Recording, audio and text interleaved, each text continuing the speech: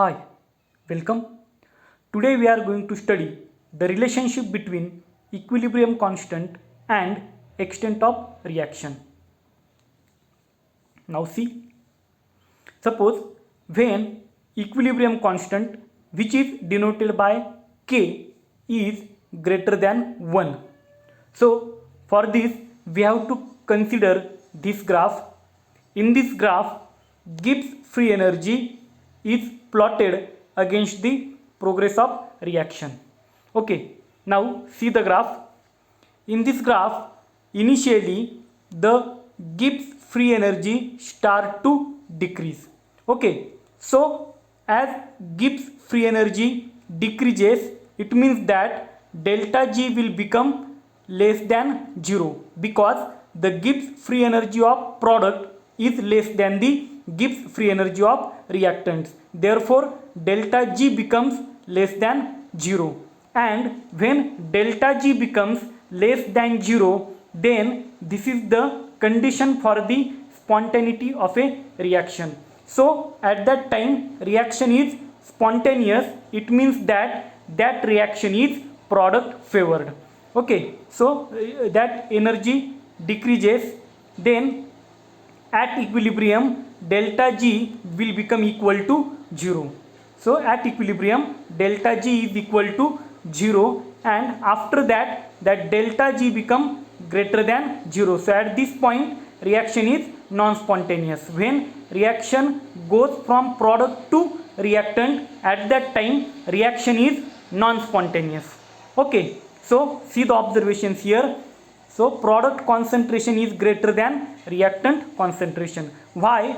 Because that reaction is that graph shows reaction is a spontaneous reaction. So it goes from reactant to product. Therefore, the product concentration is greater than the reactant's concentration. Then second point is at equilibrium most of the reactants have been converted into products. So this is the equilibrium. At this position most of the reactants have been converted into products. So this reaction is a product favored reaction. So what is our conclusion? When K, that is equilibrium constant, is greater than 1, then reaction is product favored. It goes towards the product. Okay, now second condition, when K is less than 1, that is equilibrium constant is less than 1. Again we have to consider the graph of Gibbs free energy against the progress of a reaction. Now see in this graph, suppose if we go to the product, side, then it is observed that Gibbs free energy of the product decreases. Gibbs free energy of the product decreases and that product goes towards the reactant. So at that time delta G will be greater than 0. The change in Gibbs free energy is greater than 0, and we know that that condition is that delta G is greater than 0 shows us that reaction is non-spontaneous. It means that reaction goes opposite. So our regular reaction is reactant gives us product, but when that reaction is non-spontaneous, it means that product gives us reactant.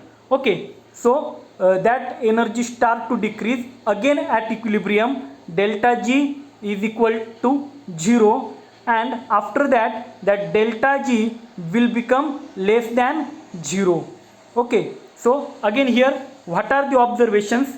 See, first observation, reactant concentration is greater than the product concentration. Now why? Because the delta G is greater than 0. Okay, then at equilibrium reactants remain unreacted. So in first case we have seen that when K is greater than 1, at equilibrium most of the reactants have been converted into the products. But now when K is less than 1, at that time at equilibrium reactants remain unreacted, so we does not get the product. So this reaction is reactant favored reaction. This reaction is reactant favored reaction. Now third case is that when K is equal to 1. See, at that time both reactants and products are present in substantial amount in equilibrium. Now again see the graph. Again that Gibbs free energy is plotted against the progress of reaction. So when that Gibbs free energy of reactant start to decrease, that is delta G will become less than 0, then this side is a product favored.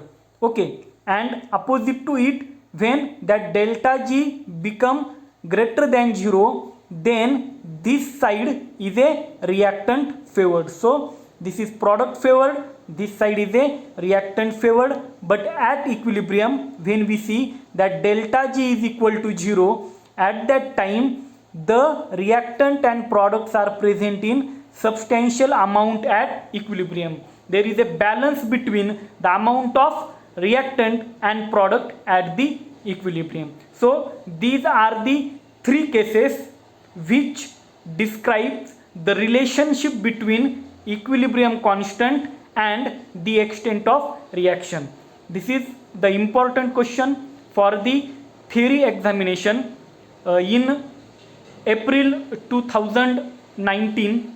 There was a question on this point, describe the relationship between equilibrium constant and the extent of reaction. So we have to study this point very carefully. So in this case we have seen three cases, that is what happens when K is greater than 1, what happens when K is less than 1, and what is the result when K is equal to 1. So this is about the relationship between equilibrium constant and extent of reaction. Thank you.